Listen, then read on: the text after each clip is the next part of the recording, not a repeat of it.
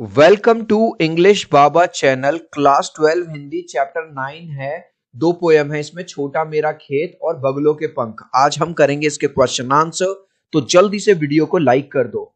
I hope children आपने video को like कर दिया है और अभी तक चैनल को सब्सक्राइब नहीं किया तो सब्सक्राइब कर दो, सो दैट आपको हमारे सारे अपडेट्स मिलते रहें। क्वेश्चन नंबर 1 देखिए, छोटे चौकोने खेत को कागज का पन्ना कहने में क्या अर्थ निहित है। मतलब कवि ने खेत को कागज का पन्ना क्यों कहा है, क्योंकि खेत भी चौकोर होते हैं, रेक्टेंगुलर होते हैं, वैसा ही कागज होता है।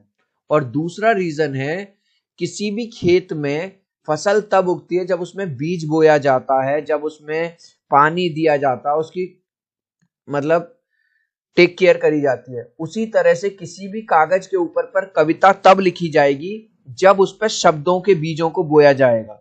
तो दोनों आंसर हम कैसे लिखेंगे, दोनों पॉइंट्स को नंबर 1 पॉइंट लिख देंगे। खेत और कागज दोनों ही चौकोर होते हैं। समझ में आ गया? देखो, खेत और कागज दोनों ही चौकोर होते हैं। जिस प्रकार अच्छी खेती के लिए खेत में बीज, पानी, खाद आदि डाले जाते हैं। चिल्ड्रन, खेती ऐसी हो जाएगी हवा में? नहीं, उसके लिए बीज भी डलेगा, पानी भी डलेगा, खाद भी डलेगा। उसी प्रकार अच्छी कविता के लिए कवि को कागज पर अपने सर्वश्रेष्ठ यानी सबसे अच्छे शब्दों का चयन करके डालना पड़ता है। जैसे किसान बीज डालेगा खेत में, तो बेकार बीज डालेगा या अच्छे अच्छे बीज डालेगा। उसी प्रकार कवि को भी अपने कागज रूपी खेत पर सर्वश्रेष्ठ सबसे अच्छे शब्दों का चयन करके डालना पड़ता ताकि कविता अच्छी बने। रचना के संदर्भ में अंधड़ और बीज क्या है? देखो, रचना मतलब अगर आप कुछ लिख रहे हो, कुछ स्टेटस लगा रहे हो, तो जब आप देखते हो कि जब आपके इमोशंस, जैसे आपका मान के चलो कोई फेल हो गया, किसी को प्यार में धोखा मिल गया, अचानक से आप देखोगे आप सैड सॉन्ग सुनने लग जाते हो, स्टेटस लगाने लग जाते हो। तो कवि कह रहा है जैसे ही इमोशंस आते हैं कवि के अंदर या किसी व्यक्ति के अंदर, तो वो उनको कागज पे लिख देता है। तो आंसर कैसे लिखना है? बस रचना के संदर्भ में अंधड़ भावनात्मक आंधी का, भावनात्मक मतलब जब आप इमोशनल फील करते हो, तथा बीज रचना विचार का प्रतीक है। मतलब जैसे ही भावनात्मक आंधी आएगी आप कुछ ना कुछ सुनने लग जाओगे, अरिजीत के सॉन्ग सुनने लग जाओगे, सैड सॉन्ग सुनने लग जाओगे, सैड स्टेटस लगाओगे। रस को अक्षय पात्र से कवि ने रचना कर्म की किन किन विशेषताओं की ओर इंगित किया है। देखो चिल्ड्रन, कोई सॉन्ग है, मान के चलो यूट्यूब पे आप कोई गाना सुन रहे हो, आपने जितनी बार वो गाना सुना उसके व्यूज बढ़ते जाएंगे या नहीं? आज से 10 साल बाद भी लोग उसको सुनेंगे, 10 साल बाद भी सुनेंगे। तो कवि कह रहा है जो अच्छी रचना होती है, अच्छी जो कविता होती है, वो एक बार लिख दो, उसको जितना सुना जाएगा, जितना गुनगुनाया जाएगा, वो उतना ही बढ़ेगी। ये कोई फसल की तरह नहीं है। और जैसे फॉर एग्जाम्पल आपने कविता सुनी होगी, कोशिश करने वालों की कभी हार नहीं होती। अब 50 साल पहले भी लोगों ने पढ़ी, 40 साल पहले भी पढ़ी, आज भी पढ़ रहे हैं और आज के 10 साल बाद भी पढ़ेंगे। तो कविता हमेशा लोगों को इंस्पायर करेगी, उससे जो मिलने वाला हमको मोटिवेशन है वो हमेशा बढ़ता जाएगा। तो 3 पॉइंट आप लिख दोगे। रचना से निकलने वाली धारा अनंत काल तक बहती है। मतलब भाई, क्या कोई पोयम कभी मर सकती है? नहीं। यह जितना बांटा जाता है उतना ही भरता जाता है। मतलब जितना आप लोगों के साथ शेयर करोगे उतना बढ़ेगा। यह चिरकाल तक आनंद देता है, मतलब अनंत काल तक, कभी भी ये खत्म नहीं होगा। अब आपको क्या करनी है? व्याख्या करनी है। व्याख्या करें। क्वेश्चन नंबर 1, शब्द के अंकुर फूटे पल्लव पुष्पों से नमित हुआ विशेष। शब्द के अंकुर, जैसे जब बीज है उसमें डाला जाता है खेत में, तो वो एक दिन क्या बन जाता है? बड़ा सा पेड़ बन जाएगा। ठीक है। लेकिन जो फसल है, फसल हमने खाली फसल खत्म हो सकती है, लेकिन कवि की लिखी हुई कविता, जितना उसका हम प्रयोग करेंगे, जितना उसको सुनेंगे, जितना गुनगुनाएंगे, वो उतना बढ़ेगी, वो कभी खत्म नहीं होगी। तो आंसर कैसे लिखोगे?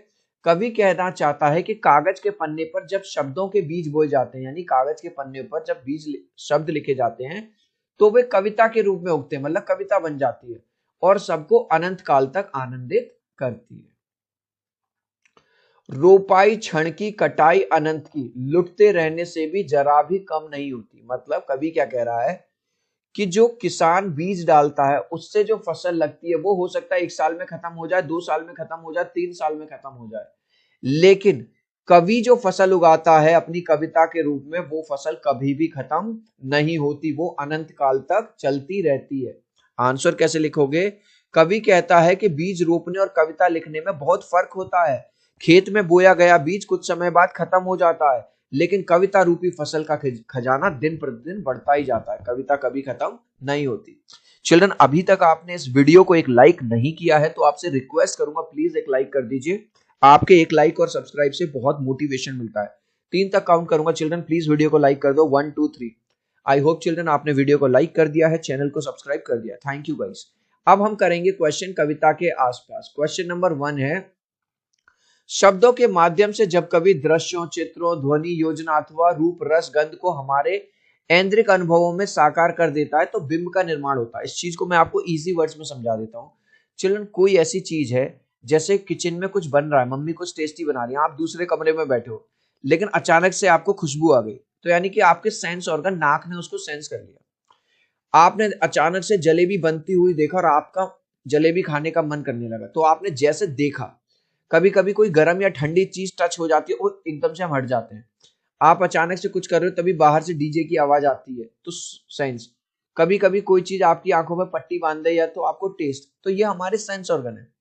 ऐसे ही जो दृश्य हैं, इस आधार पर प्रस्तुत कविता से बिंब की खोज करें। तो कौन सा बिंब हम देखने वाले हैं, हम इसमें बता रहे हैं चक्षुप्त बिंब, मतलब आंखों से देखने वाला। इसमें क्या कहा है कवि ने, छोटा मेरा खेत चौकोना। खेत किससे दिखाई देगा, आंखों से दिखाई। कागज का एक पन्ना किससे दिखाई देगा, आंखों से। कोई अंधड़ कहीं से आया, आंखों से। आंधी आई, झूमने लगे फल। अब आंधी आती है तो पेड़ हिलने लगते हैं इधर उधर। नभ में पति बुगले की पंख है, बगुले उड़ रहे हैं नभ में, आकाश में दिखाई दे रहे हैं। कजरारे बादलों की छाई नभ छाए, जब आंधी आने वाली होती है तो बादल काले काले हो जाते हैं।